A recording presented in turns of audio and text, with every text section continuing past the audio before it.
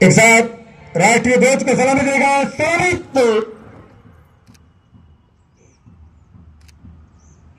हाथ नीचे। जनगण मन अधिनायक जय हे भारत भाग्य विधाता। पंजाब सिंध गुजरात मराठा द्राविड़ उत्कल बंग। विंध्य हिमाचल यमुना गंगा उच्छल जलधि तरंग। तव शुभ नामे जागे, तव शुभ आशीष मागे। गाहे तव जय गाथा। नायक जय हे भारत भाग्य विधाता। जय हे जय हे जय हे जय जय जय जय हे।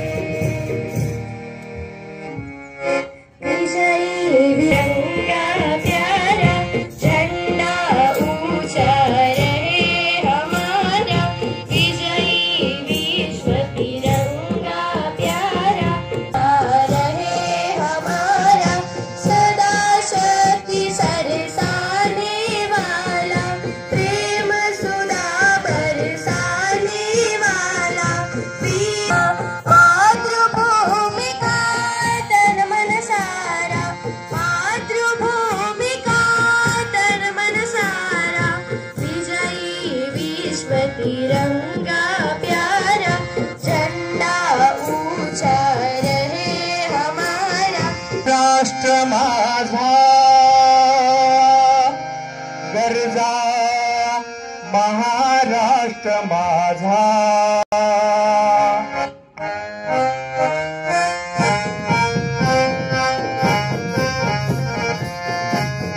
जय जय महाराष्ट्र माझा, गरजा महाराष्ट्र माझा।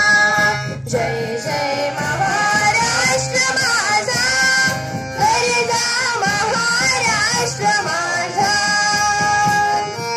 प्रीतीला तुझी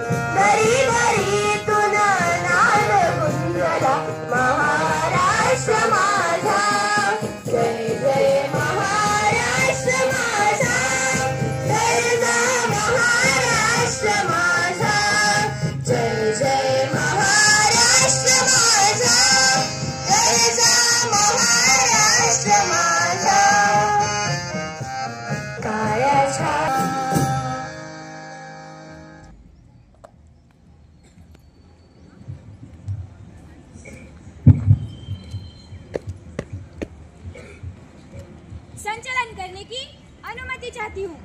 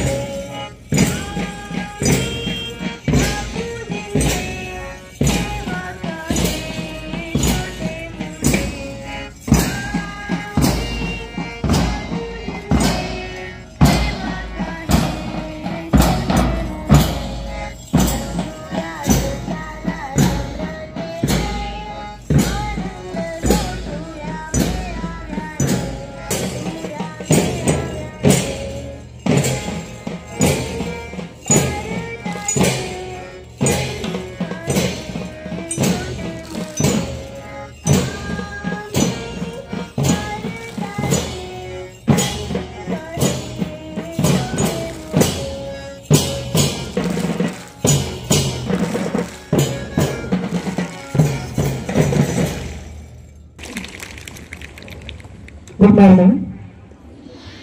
जय हिंद. तिरंगा आमचा भारतीय झेंडा उंच उंच फडकव, प्राणपणाने लढून आम्ही शान त्याची वाढव. आज 15 ऑगस्ट भारताच्या 78व्या स्वातंत्र्य दिनाच्या अध्यक्षा, शिक्षण प्रसारक मंडळाच्या संचालिका, रत्नाई संकुलच्या मार्गदर्शिका, आपल्या सर्वांच्या लाडक्या आदरणीय सन्माननीय कुमारी स्वरूपा राणी जयसिंह मोहिते पाटील उर्फ दीदी साहेब. रत्नाई संकुलामधील 3ही शाखाच्या स्थानिक व्यवस्थापन समितीच्या सर्व सन्माननीय सदस्य श्रीमती रत्नप्रभा देवी मोहिते पाटील, या कार्यक्रमामध्ये सर्वांचं मी प्रथमतः मनापासून स्वागत करते आणि आपणा सर्वांना 78व्या स्वातंत्र्य दिनाच्या मनपूर्वक शुभेच्छा देते. 15 ऑगस्ट 1947 रोजी भारत स्वतंत्र झाला. स्वातंत्र्य सहजासहजी मिळालं नाही. अनेक क्रांतिकारकांनी, शूरवीरांनी, स्वातंत्र्य सैनिकांनी आपल्या प्राणाची आहुती दिली आणि त्यांच्या स्मृतिप्रीत्यर्थ किंवा त्यांच्या आठवणींना उजाळा मिळावा म्हणून आज आपण हा 15 ऑगस्ट हा स्वातंत्र्य दिन अतिशय उत्साहाने साजरा करतो. मैत्रिणींनो, हा एक ऐतिहासिक अतिथी सन्मान. आजच्या कार्यक्रमाच्या प्रमुख अतिथी माननीय कुमारी स्वरूपा राणी जयसिंह मोहिते पाटील, अध्यक्षा प्रताप क्रीडा मंडळ शंकरनगर अकलूज, संचालक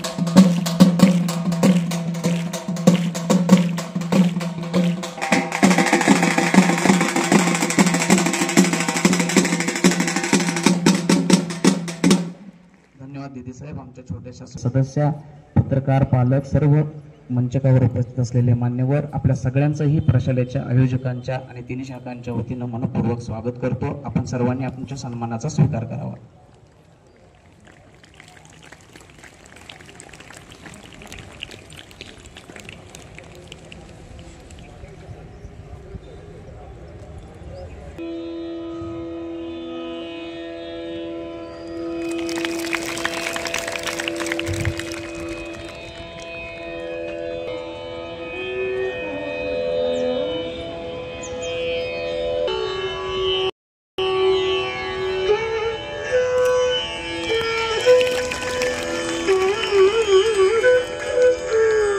सर्वासनामधून मी सर्वांगासनामध्ये जात आहे.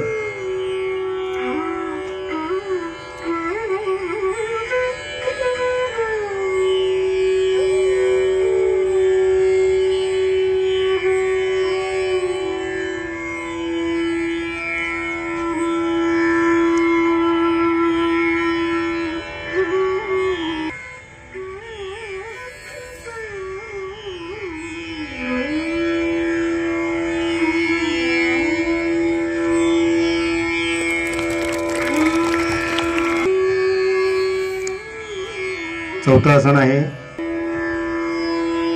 हे विपरीत शयन स्थितीतील हे आसन आहे.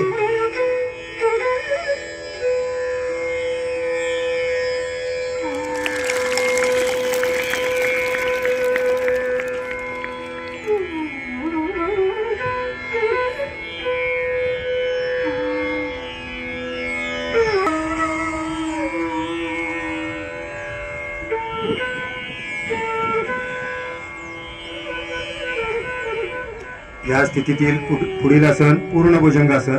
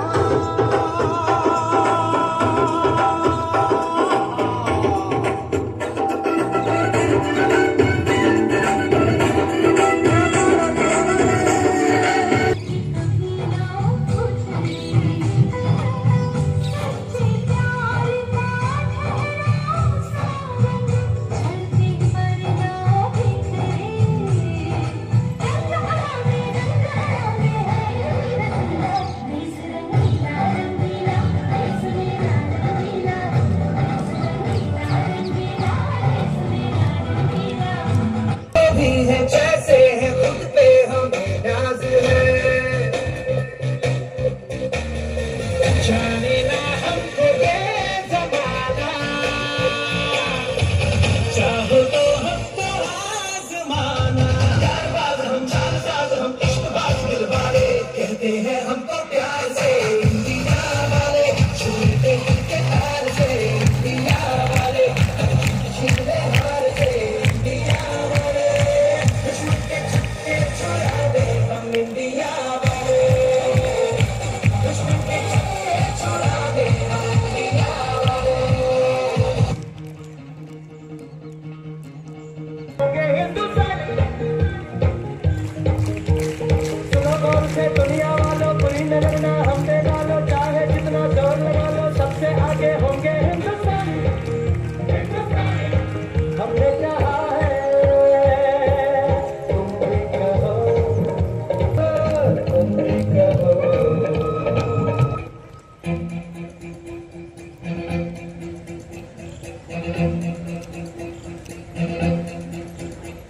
कंधों से मिलते हैं कंधे, कदमों से कदम मिलते हैं, हम चलते हैं जब ऐसे तो दिल दुश्मन के हिलते हैं।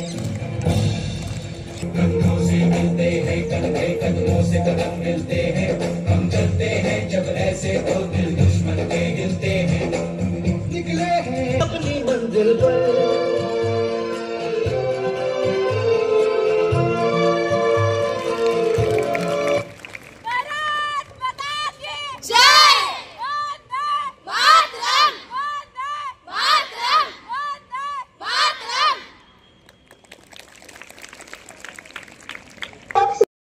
कर्मचारी, पालक आणि माझे विद्यार्थी मैत्रिणींनो, मी प्रांजली गणेश कवडे. आज आपण सर्वजण स्वातंत्र्य दिन साजरा करण्यासाठी या ठिकाणी एकत्र जमलेलो आहोत. सर्वप्रथम आपणा सर्वांना स्वातंत्र्य दिनाच्या हार्दिक हार्दिक शुभेच्छा. बदलून गेल्या त्या समशेरी रणशिंगाची तुतारी, बदलून गेल्या त्या समशेरी रणगोदय ललकारी, विजयी स्त्रीती तुम्हा बोलावे, तिच्या स्वागतात वरा करावे, अजिंक्य भारताई सेवदनी ध्वज विजयाचा उंच धरारे, ध्वज विजयाचा उंच धरारे. मैत्रिणींनो, आयुष्य सुंदरच असतं, पण त्याची किंमत स्वातंत्र्याशिवाय कळत नाही. माझ्या या देशाच्या स्वातंत्र्यासाठी ज्या वीरांनी रक्त सांडलं, रक्ताचं पाणी केलं आणि आपल्याला स्वातंत्र्य मिळवून दिलं, तो हा आजचा स्वातंत्र्याचा दिवस. मैत्रिणींनो, आपल्या सर्वांना माहितीये, भारतीयांचा पहिला भारतीय जो अंतराळामध्ये गेला आणि ते म्हणजे राकेश शर्मा. मैत्रिणींनो, जेव्हा ते अंतराळातून माघारी आले तेव्हा त्यांची भेट इंदिरा गांधींची झाली. इंदिरा गांधींनी त्यांना एक प्रश्न विचारला, राकेशजी, तुम्ही अंतराळामध्ये गेलात, तुम्ही जगातले निरनिराळे देश बघितले, सगळे देश निरनिराळे दिसले, मग आपला भारत देश कसा दिसला? त्यावर राकेश शर्मांनी असं उत्तर दिलं की सगळ्यांचं मन भरून आलं. ते बोलले सारे जहां से अच्छा हिंदुस्तान है हमारा. अरे आहेत सारे जहां से अच्छा हिंदुस्तान है हमारा. मैत्रिणींना, तुम्ही एक साधं उदाहरण घ्या. साधं कोरडवाहूचं पान असेल तर ते पान तोपर्यंत सुंदर दिसत नाही जोपर्यंत एखाद्या कलाकाराने रंगवून त्याच्यावर चित्र काढत नाही. अरे आपला भारत देश तर वीरांचा रक्ताला रंगला होता, रक्ताच्या थेंबाला रंगला होता. सारे जहां से अच्छा हिंदुस्तान हमारा. मैत्रिणींना, आपल्या भारताचा इतिहास आहे की हातामध्ये नांगर धरायचं, पण वेळ आल्यावर याच हातांनी तलवारी उचलणे. ज्या वीरांनी रक्ताची होळी खेळली, गोळ्यांची दिवाळी खेळली आणि आपल्याला स्वातंत्र्य मिळवून दिलं, तेव्हा त्यांनी एकच स्वप्न बघितलेलं की माझा आजचा भारत देश ही वेळ माझ्यावर पुन्हा येऊ देणार नाही. पण आज ते वाटतंय का की हे स्वातंत्र्य आपल्याला मिळाले? ज्या स्वातंत्र्यासाठी वीरांनी रक्ताची होळी खेळली, हातावर म्हणून ओढून इतिहास रचला आणि आजचे वीर हा मेसेज 10 ग्रुपवर पाठवा म्हणजे काहीतरी चांगलं होईल अशी अपेक्षा ठेवून बसला आणि म्हणे बघा भारत देश स्वतंत्र झाला. ना जियो धर्म के नाम पर, ना मरो धर्म के नाम पर, ना जियो धर्म के नाम पर, ना मरो धर्म के नाम पर, इंसानियत ही धर्म है वतन का, बस जो वतन के नाम पर, अनेकता में कल हमारी शान है, इसलिए मेरा भारत महान है, इसलिए मेरा भारत महान है. भारत माता की वंदे जय हिंद. साठी ज्या छातीवर गोळ्या, त्यांच्या त्या बलिदानाला यश आला. 15 ऑगस्ट 1947 साली आपला भारत स्वतंत्र झाला. 78व्या स्वातंत्र्य दिनाच्या निमित्त सर्वजण इथे उपस्थित आहोत. मंचकावर उपस्थित असलेल्या स्थानिक समितीच्या सदस्या सन्मान्य शोभना भाभी, सन्मान्य गांधी वहिनी, सन्मान्य चव्हाण वहिनी, सन्मान्य उघडे वहिनी, तसंच जिजामाता कन्या प्रशालाच्या मुख्याध्यापिका, रेक्टर सन्मान्य निंबाळकर मॅडम, इथं उपस्थित असलेल्या सर्व माझ्या विद्यार्थिनींनो, तसंच त्यांचे सन्मान्य पालक, शिक्षकेतर. आज बऱ्याचशा दिवसानंतर 15 ऑगस्टसाठी आज संकुलामध्ये आले आणि एक उत्सुकता होती की जरी दैनंदिन जीवनामध्ये विद्यार्थ्यांची प्रगती पाहत असेल तरी विद्यार्थी कशा परफॉर्म करतायत हे बारकाव्याने पाहत होते. आणि सर्वांचं अभिनंदन. तुम्ही जी कवायत केली मी बघत होते कोण चुकतंय का, पण कोणी चुकलं नाही. सर्वांचं खूप खूप मनापासून अभिनंदन, कौतुक. त्याचप्रमाणे संचलन, विविध कार्यक्रम देखील आपण शिक्षकांचं देखील स्वागत.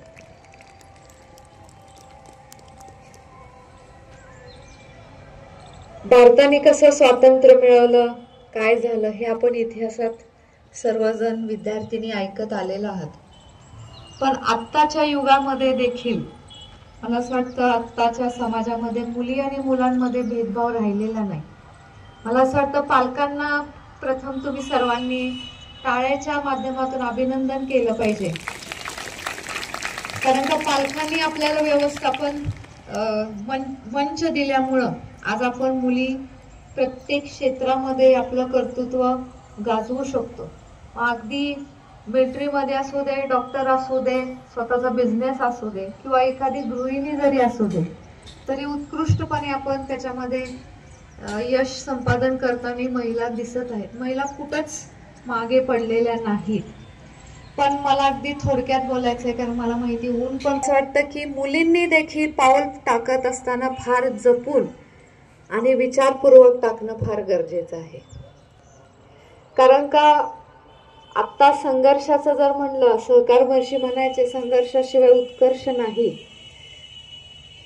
पण पूर्वीच्या 50-60 वर्षापूर्वी जे आपल्या आईवडिलांनी संघर्ष पाहिला, तर मला असं वाटतं 1% देखील आता सध्याच्या स्थितीमध्ये शारीरिक संघर्ष तर अजिबात नाहीये. म्हणजे सगळं टच स्क्रीनवर झालेलं आहे. अशा परिस्थितीमध्ये विद्यार्थिनींना मला ह्या निमित्ताने एक विनंती करायची, एक सूचना करायची आहे की आपल्या आयुष्यामध्ये आदर्श असणं फार गरजेचं आहे. आणि नुसतं व्यक्तीला आदर्श बनवू नका, तर व्यक्तीच्या विचारांना आदर्श करणं फार गरजेचं आहे. आयुष्यामध्ये चांगले विचार ठेवा, श्रेष्ठ विचार ठेवा. कारण जसे तुम्ही विचार ठेवणार आहे तसं तुम्ही घडणार आहात, हे मात्र नक्की गोष्ट आवर्जून लक्षात ठेवायची. आणि एकच वाक्य मला बोलायचं आहे की आपल्या आयुष्याची जबाबदारी आपण स्वतः घ्यायची आहे. बरोबर ना? Take responsibility of your own life. म्हणाल का माझ्या मागे?